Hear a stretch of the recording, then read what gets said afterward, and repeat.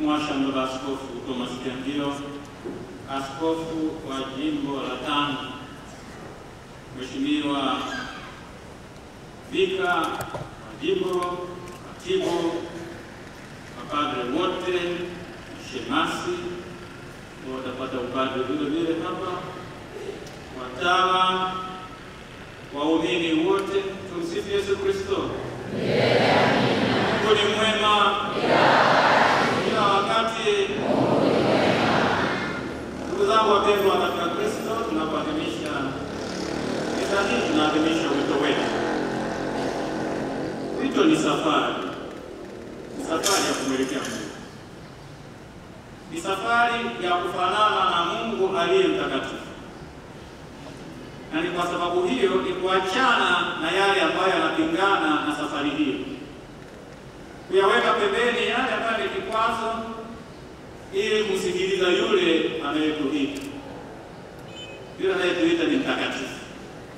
Kwa sababu hiyo tuna wajibu mkubwa wa kutakatifuza ufahamu wetu, kwa sababu lazima tumfahamu vizuri yule anayetuita. Na ili kumfahamu vizuri, ikiwa tumechanganya ufahamu huo, hatutaweza kumfahamu vizuri. Ili tufanye vizuri, lazima tutakatifuze ufahamu huo. Ni lazima tutakatifuze utashi wetu ambao unatuongoza katika kuchagua yale ambayo yanatupasa tufanane na Mungu. Tusipotakatifuza ufahamu wetu, tutachanganyikiwa, tutafanya hovyo, tutachagua yale ambayo ni kinyume na mapenzi ya yule anayetuita. Ni lazima tutakatifuze mioyo yetu. Moyo ni alama ya upendo. Upendo huu si upendo ambao unakupatia ubinafsi, ni ule ambao unakupatia watu, ni ule ambao unaenda kulaki watu katika shida zao, katika matatizo yao, katika huzuni walizonazo, katika majeraha walionayo katika maisha yao. Kwa sababu hayo mambo yatafanya tusafiri salama, tumwelekee Mungu. Kwa hiyo yule anayetuita ni mtakatifu. Ndio maana unaposoma waraka wa kwanza Mtume Petro kwa watu wote, sura ya kwanza aya 15 mpaka 16, bali ninyi mtambue yule anayewaita ni mtakatifu, na hivyo na ninyi iweni sasa watakatifu katika mienendo yenu. Na inasisitizwa mienendo hiyo kwa sababu hiyo inaweza kukwaza, hiyo ndio inaweza kukatisha tamaa watu wasiweze kuungana na jamii hii katika. Hata kusoma tena katika kitabu cha Mambo ya Walawi sura ya 19 aya 2 tutakutana na haya. Iweni watakatifu kama Mungu ambaye ni Baba yenu ni mtakatifu. Na sisi ni wadhambi. Na ndio maana safari hii inahitaji kuachana na dhambi. Na Yesu anatuambia ameushinda ulimwengu. Na kama ameushinda ulimwengu, anatuambia tujipe moyo. Na kwa sababu hiyo kuachana na dhambi ni kumwangalia Yesu, ni kuambatana naye, ni kutembea naye katika maisha yetu. Na ndio maana katika safari hiyo ya wito tunastahilishwa kwa neema yake anatupa, ili tushinde magumu, tushinde maelekeo mabaya, tuyashinde yale ambayo yanakuwa kikwazo katika safari yetu ya wito. Na ndio maana katika somo la kwanza tunaelekezwa, tunaona hayo. Huyu mtakatifu tunamwona nabii Isaya anavyoitwa. Safari hiyo inaonekana hajaitika tu mara moja tu, lakini cha kwanza ni marefu. Alielewa, akawa na ibada pamoja na udhaifu alionao, akawa karibu na hekalu. Pengine angekuwa karibu na kilabu cha pombe, angekuwa karibu na nyumba za ajabu, angekuwa karibu na matusi, lakini amekuwa karibu na hekalu, amekuwa hekaluni. Na ndio maana tunaambiwa katika somo hili maono haya anayaona katika hekalu. Tunaambiwa anamuona huyu mtakatifu wa watakatifu Mungu. Aliposimama ni patakatifu, hakuna hitilafu yoyote. Na ndio maana wale waserafi wanaitikia mtakatifu, mtakatifu, mtakatifu. Hakuna kilicho dhaifu pale. Na yeye ni mwenye dhambi. Akiwa mbele ya mtakatifu, dhambi zake zinaanikwa. Na ndio maana yeye mwenyewe anatambua udhaifu wake na dhambi zake. Ole wangu mimi niliye na midomo michafu na ninayeishi kati ya watu wenye midomo michafu. Sisi sote wenye midomo michafu. Anakiri imani, anakiri dhambi zake, anakiri udhaifu wake. Na ndio maana hili linaonwa kwa namna ya pekee. Na Mungu anaangalia si udhaifu ule, anaangalia yale ambayo ni fadhila ndani mwake, kwamba atakuwa msaada mkubwa. Tunaambiwa katika somo hili, serafi mmoja akapeleka kaa la moto likagusa midomo yake, katakasi, kawezesha. Na kutoka pale anaweza kusikia sauti ya Mungu. Na sisi tukiangalia katika ulimwengu wa leo kuna sauti nyingi sana zinaitwa. Kizubaka ukiwa utawani, uwe padri, unaitwa tu na sauti za ajabu. Usipokuwa makini unapotea. Unataka unaitikia sauti ya Sia, hiyo anayekuita. Ili ufanye hivyo lazima ujue kwamba nahitaji kuwezeshwa. Nahitaji neema za Mungu. Na ili nifanye hivi niwe mwongofu kila wakati. Na niweze kuwa ni mtu wa toba kila wakati. Ili isiwe katika dhambi. Niwe katika mwanga, nitaisikia sauti ya Mungu. Baada ya kuondolewa dhambi, tunaona anaisikia sauti ya Mungu. Ni mtume nani? Aende kwa ajili yetu. Kwa sababu amewezesha, ndio maana anaitika. Nitume mimi. Nitume mimi. Anafanya kitu sawa sawa, anaonyesha kuwezesha. Na tunaona kwa nabii Isaya kutetemeka, lakini vile vile tunaona kutii. Anatetemeka kwa sababu amewezesha tayari, anatii. Na anapotii anajitoa bila kujibakiza. Anajitoa kwa yule anayeita. Mtume nani? Naitikia mimi. Najitoa bila kujibakiza. Nimewezeshwa. Najua mimi ni nani. Kwa sababu hiyo naitika kila hisi. Tuone mimi kwa moyo wote, kutoka moyoni. Ndugu wapendwa katika Kristo, mashemasi wetu hawa wanachukua nafasi ya Isaya, na sisi sote tunachukua nafasi hii. Tumtume nani? Mashemasi wanapata upande leo wanasema nitume mimi. Na huyu anayeitwa kuwa padre anaitwa kuwa Yesu mwingine. Ndio utambulisho wake, kuwa Yesu mwingine. Ni utambulisho huo lazima aulinde kwa vyovyote vile. Na utambulisho huu wala hauwezi ukawa katika sifa za watu wakusifie. Hauwezi ukawa katika lawama za watu wakulaumu na kukuzomea na kukutukana. Iko nje. Kwa sababu hiyo huyu padre huyu anaitwa kuwa Yesu mwingine, anaitwa kutunza utambulisho huo. Sasa ana nguo mpya inapendeza, lakini inachuja.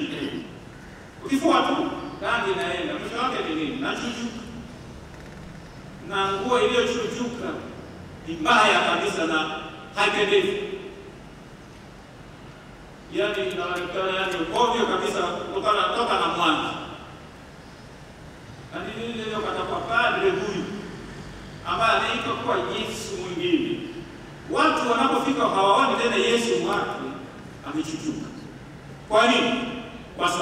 wanapoteza utambulisho wake kuwa Yesu mwingine.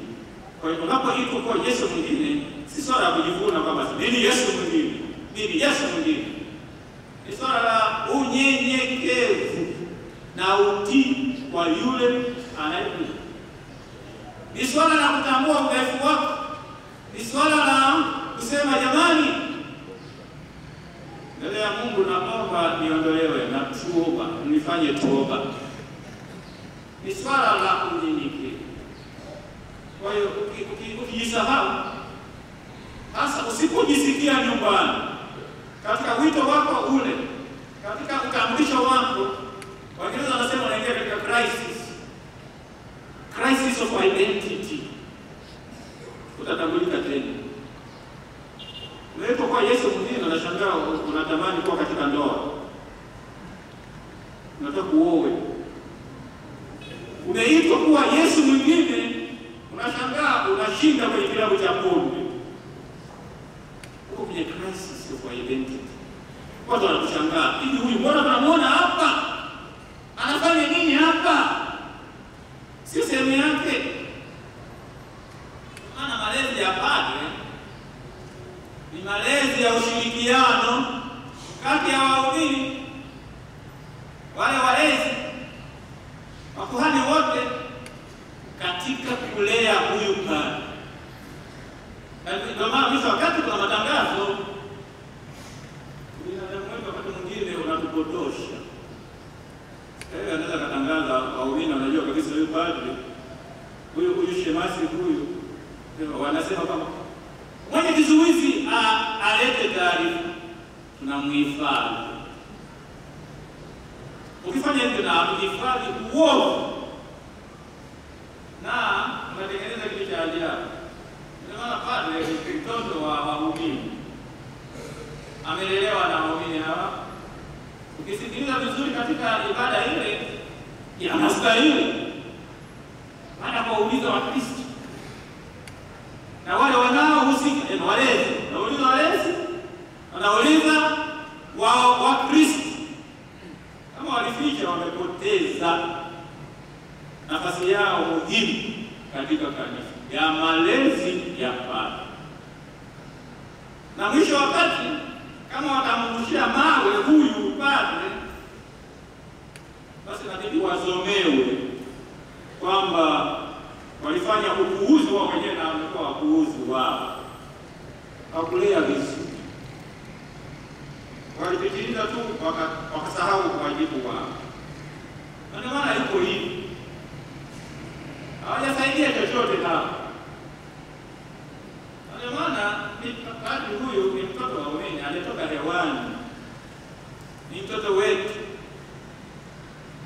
Na ukiona wewe ni muumini unaanza kuzomea padre na kumshangilia, ujue kwamba unajizomea mwenyewe na kujitukana mwenyewe. Huyu padre amepoteza utambulisho wake, si Yesu mwingine tena. Wewe unasema kwamba hilo ndio linaloongoza misa leo. Misa hii siendi mimi. Unaenda zako. Ndiye liko kwenye kitubio, na amekuwa sio yule tena, lile. Waingereza sana ni monster. Ni monster ni lile lenye yani kama macho inakuwa mikubwa, kichwa kikubwa, ajabu ajabu. Huyo sasa amepoteza utambulisho, ndio hivi. Kwa ndio maana katika safari hii ni safari ya ushirikiano na si ya siku moja, mpaka pale mtu anapopoteza maisha yake, yani Mungu anapomwita njoo kumziki. Lakini asili katika safari hiyo, nitume mimi haipotei. Kuangalia kila siku tathmini utambulisho wako. Kweli hapa ni Yesu mwingine mimi au nimepoteza, nimechujuka. Kwa ndio maana wanapobadilisha leo hawa ndugu zetu tutawashangilia sana. Piga vigelegele, toa zawadi, tashangilia, lakini baadaye wanasema yaone. Sasa yani ikiwa hiyo sababu kama shangilia iwe katika maisha yote. Shangilia watu hawa wako vizuri. wanasema ni yule yule. Mbona alikuwa anafunga mikono? Mbona leo sasa anatembea kama yuko jeshini hapa kwenye mwendo wa haraka na ameshika pale Ekaristi Takatifu? Mbona leo anatupa Ekaristi Takatifu huko ambayo ni utambulisho wake ule? Maana huyu ambaye ni Yesu mwingine ndiye anayeleta Yesu katika jumuiya, katika familia, katika ulimwengu huu. Mbona leo anamtupa? Ni yule yule. Maana ameshapoteza radha, amepoteza utambulisho wake.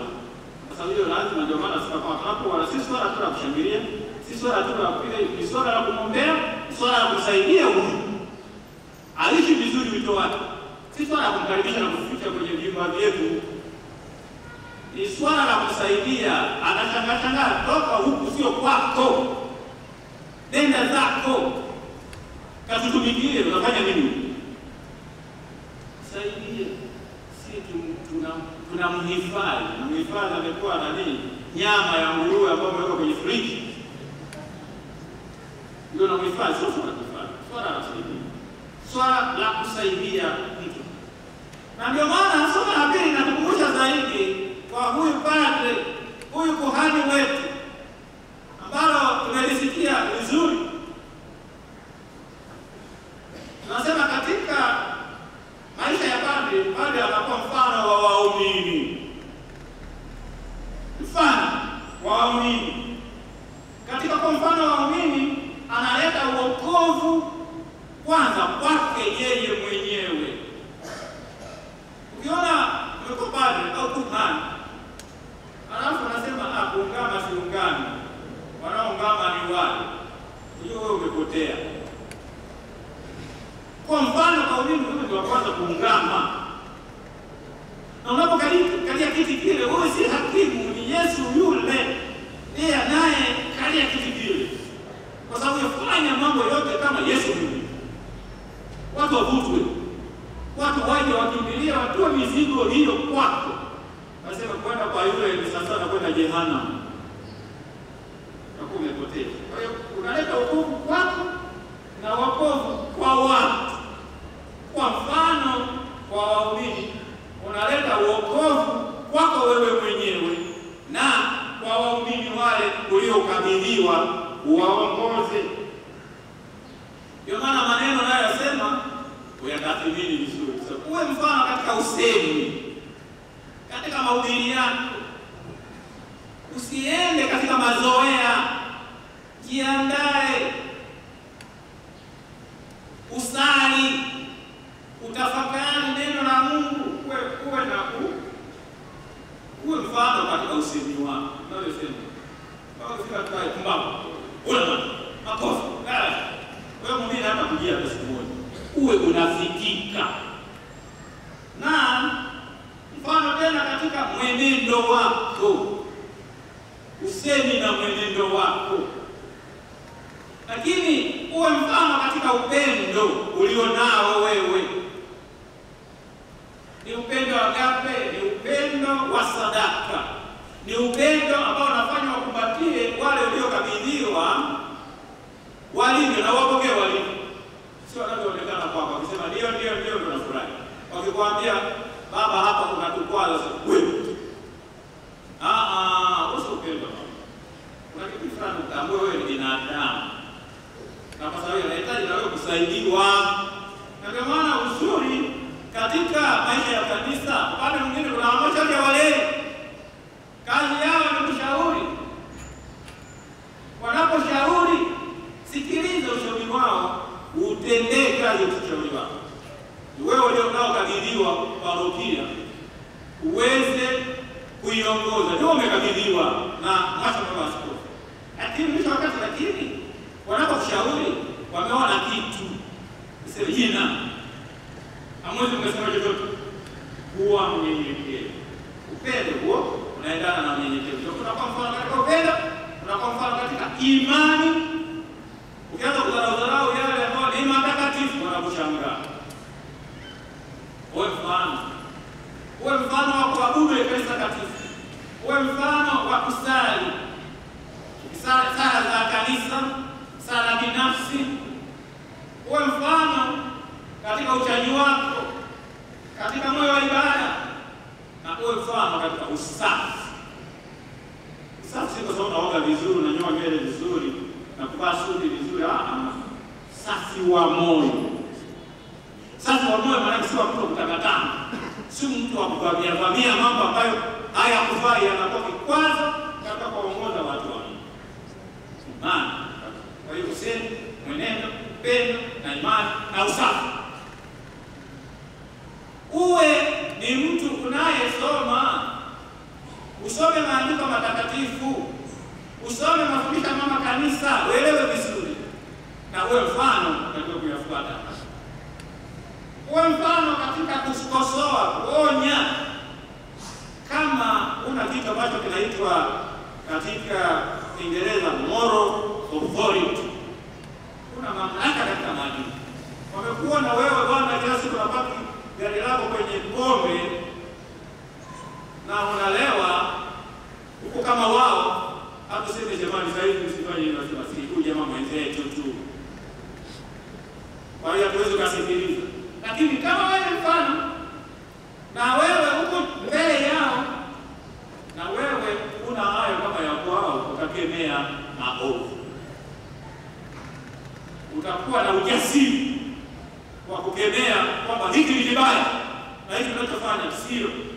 Kwa kuwe mfano katika kusoma, kuonya, lakini na katika kufundisha.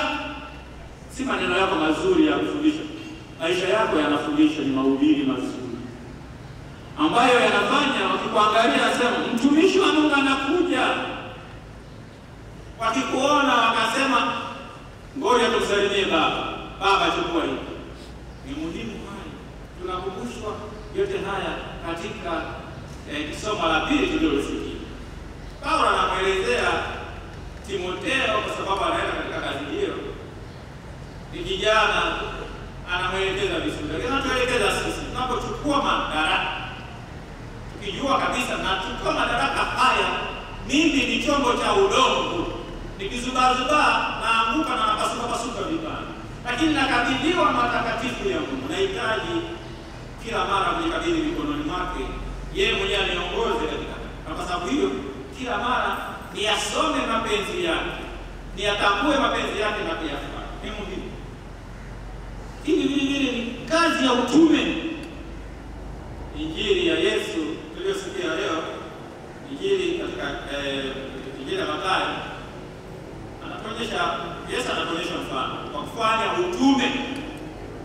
Tunaambia katika somo hili, alienda katika vijiji vyote hapo mbavu. Katika dunia leo unaweza kushawishika sema yule na pesa, yule pale ni tajiri, yule pale maskini, yule ni tajiri. Kwa naenda kwa yule kwa sababu anajua atanipa ya vocha. Yule hawezi kanipa chochote. Hapo utakuwa hali. Waenda vijiji vyote, walaki wote. Alienda na kwenda tu hivyo kutembelea watu wote. Kwa maneno mengine anasema kwamba sikukaa ofisini. Swala la kutoka, utume ni kutoka kwenda kuangalia.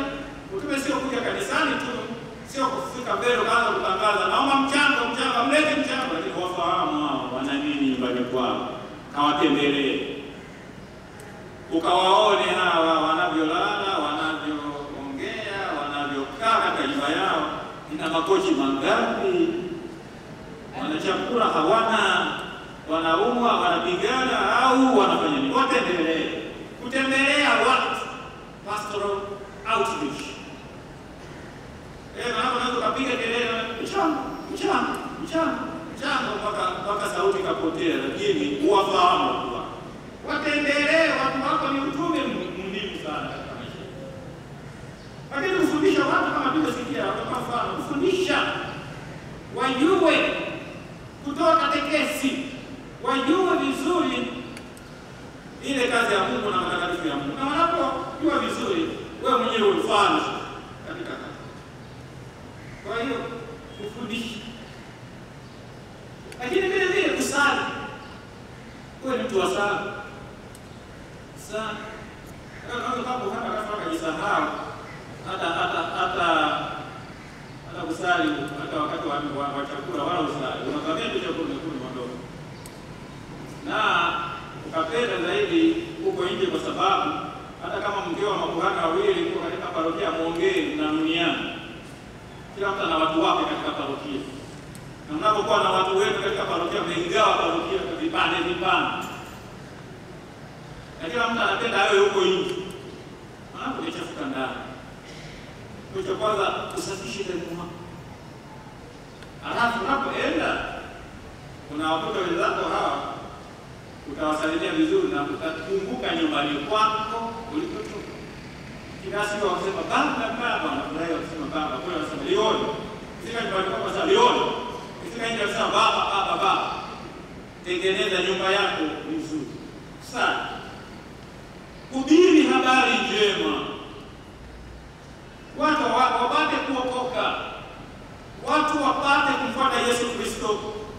Watu wapate wokovu. Hubiri habari njema. Si tu maneno yako kama nilivyosema, maisha yako yawe ni mahubiri ya habari njema. Waseme tunaenda kumlaki Yesu kwako. Sawa nafanana naye, usi ni Yesu mwingine. Kuangalia yote haya. Lakini kwa namna pekee Yesu anatuonyesha leo aliwahurumia watu wamechoka.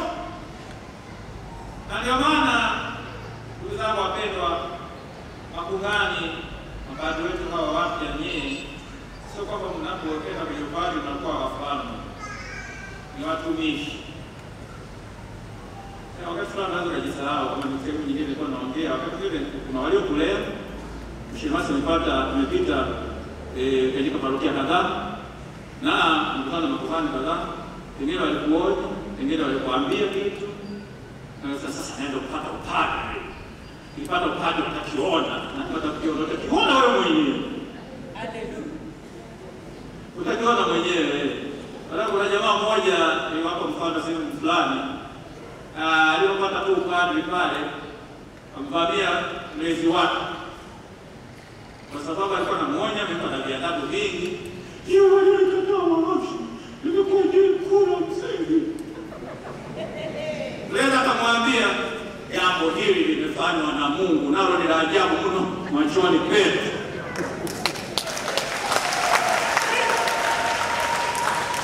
Sasa huyu umejivuna nilikuwa kwa sasa nalipa sasa. Pande fulani nifanye hivi, atakiona. Waishi upadre wako ndugu yangu, ishi upadre wako. Umeshafikia upadre, ishi upadre wako. Na ndio maana tunaambiwa sasa kuhurumia watu. Wamechoka, wamejeruhiwa, wana huzuni, wahurumia. Na ndio maana tunaangalia ulimwengu huu wa kisasa. Ndio tunaweza kuwa na huruma kubwa. Yaani ukiangalia utandawazi wengi wengine wamevaa nguo vya ajabu. Wanaona sasa mbona yule anatembea uchi? Sasa yule anatembea vile, unamhurumia kabisa, ana kazi hiyo utume. Unamuona huyu ameenda mkanyaga mafuta, ameenda ameshindwa, ameenda huku, ameenda kwa kuhani fulani, ameenda kwa fulani, ameenda kwa fulani, amerudi. Hana cha kufanya. Amechoka ile mbaya. Namhurumia. Ndio maana Yesu anasema ameona, yani wale wamechoka, yani wanatembea na wamechoka, wanahuzunika. Ndio ndio hivyo. Niangalia imani imekuwa biashara. Watu wanataka, yani wanatangaza biashara hiyo ili wapate hela na wanawaidia wao. Kuna kazi kubwa kama makuhani. Na tuone kwamba kuna watu Wakristo wetu wanajaa huko. Na ndio maana wanajenga vibanda karibu na sisi. Sasa mwisho wakati Ukristo wetu unakuwa shamba la bibi. Wanavuna mwetu. Tuna kazi ya kufundisha. Tuna kazi ya kuwahudumia hawa kuhakikisha watambue wana utajiri wote katika kanisa lao mmoja takatifu Katoliki la mtu. Na katika muda wa wengi sasa kutumia utajiri ule kufikia huko. Tuna kazi hiyo. Ni sehemu ya utume Yesu anatuambia.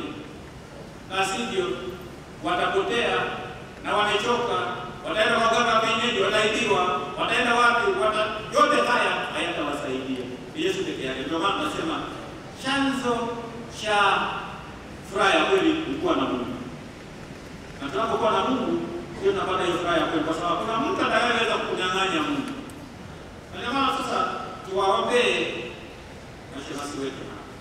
Na tunapowaombea wanapopata daraja takatifu, tuendelee kuwasaidia, tuendelee kuwaongoza kama wazazi. Leo kuna wazazi watakuja kusema tunawaletea watoto wetu kuna kabili kwetu. Sio mkawashawishi wazazi mkaanza kuomba hela.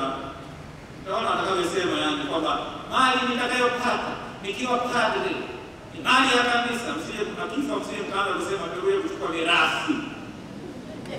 Hakuna mirathi. Hela ni za kanisa jamani, na tena nyinyi ndio mnaotoa. Kwa wanapokuja kwetu wasaidie na wape hela kama mnazo wapenda. Maana kufanya tunatia aibu wala kutafuta mirathi kwa padre aliyekufa. Jamani. Mirathi. Huyu padre tulimwona anaendesha gari. Si yake na kanisa hilo. Tulimwona na saa nzuri. Au hapo hata na simu. Jamani, tunatia aibu. Kwa hiyo wazazi mnaposema tu, hawa ni wababaki yangu. Ni wajibu la kwanza. Msianze tena kurudi nyuma. Mtoto wako huku, mtoto wa baba yako si huku, hana ada. Utafanya wewe mwizi wa sadaka za waumini.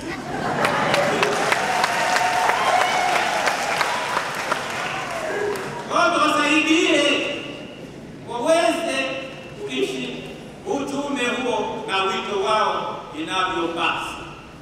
Tuwe msaada zaidi, sio watu kuwapotosha. Tuwasaidie waweze kutembea katika safari hiyo, waungane na Kristo, na mwisho wakamwimbie haleluya mbinguni. Inavyotakiwa. Tumsifu Yesu Kristo.